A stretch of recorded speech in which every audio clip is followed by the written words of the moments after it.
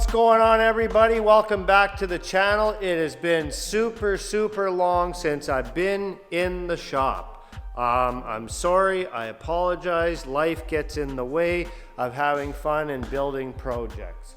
But anyways, I have been in the shop for a day or two here. I'll kind of show you what's been going on. Nothing super exciting. We're into the wiring harness again. So I'll kind of give you a sneak peek as to what we got going on here. I'll flip the camera around and I'll just let you guys see what we're up against. Here we are, guys. It looks like a rat's nest of wiring. I got piles of wires going over here, running back across to the other side, kind of drooped across. Nothing's loomed yet because we're obviously not finished. We got our hot rod single disconnect plug right here. I'll give you a sneak peek what that looks like. So it's just a Deutsch connector. You put those pins in, you designate what you want. So we got that drilled into the firewall. That's all on there, 100%. We got our grid heater hooked up. We got the wire run into the Deutsch connector, but it's not run inside the cab. We got the ignition wires run through the firewall in that Deutsch connector. Here we have, it goes from the battery and then it goes down to a 200 amp breaker unit here, powered to a solenoid. This is ignition switched power, which powers the fuse block. These first five fuses are for the fan system. Each one of those controls a relay. There's some light on there. Each one of those controls a relay, each relay for a fan. And then there is the Mishimoto fan control unit that controls both of those. So it's kind of a lot to wrap your head around when you've never done a wiring harness from scratch. But anyways, this relay here, that is for the starter solenoid that's incorporated into the Dodge starter. This is run to the key. What else we got here? Our voltage regulator. We got that guy hooked up here on this side. So that runs back over here. Here is the AC wiring for future. Alternator's hooked up, charging system is charging into the cab.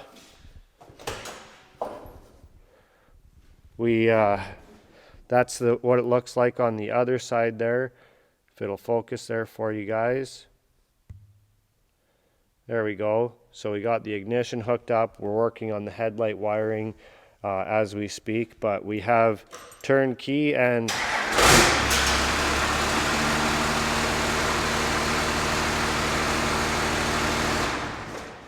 so we got it starting with the Ford key. So that's super huge. We had to get some of this 1/0 cable for the ground and for the starter wire. These are the headlight wires that we're working on. The factory harness, we'll have to lengthen those and get those put in all the way across to the other side as well. This is kind of I got the wires kind of color coded. Passenger side, high beam, low beam, park light signal, drivers, high beam, low beam, park light signal. So we got that.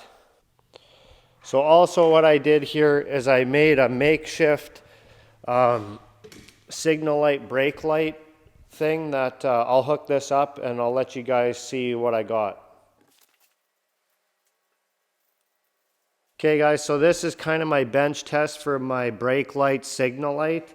It runs the same bulb, so it was a little bit confusing for me how you have signal and brake on the same light.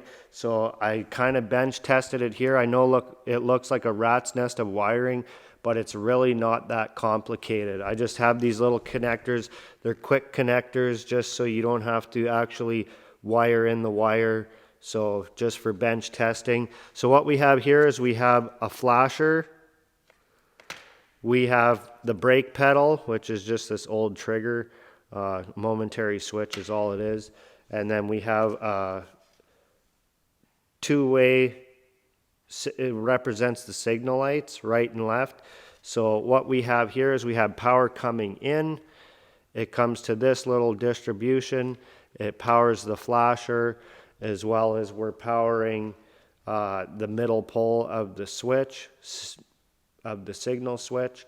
And so when we click it to the right, we get right flash on our signal light, and then we hit the brakes.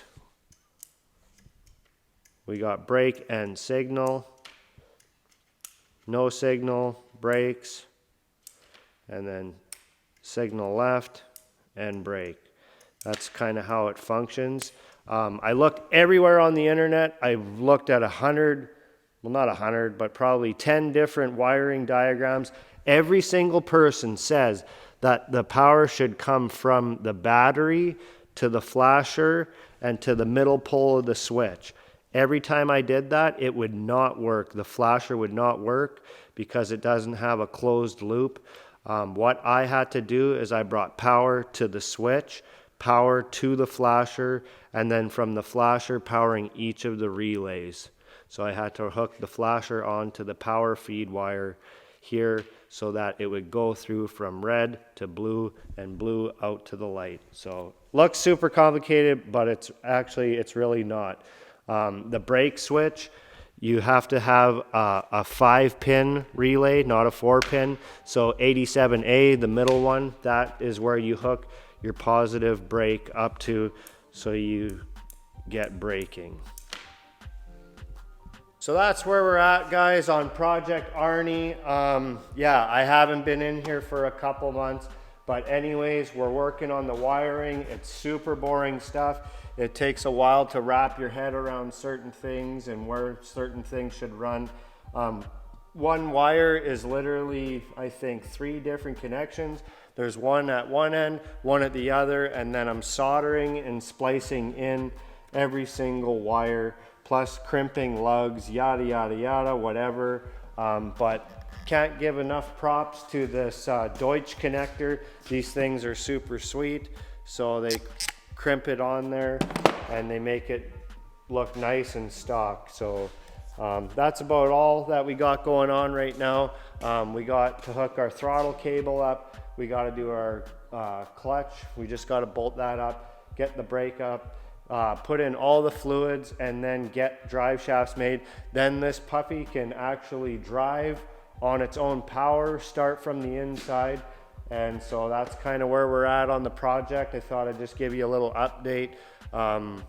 Yeah, so anyways, if you want to continue watching this, go ahead, subscribe to my channel, hit the thumbs up, it helps me out. And yeah, as always, till next time, peace.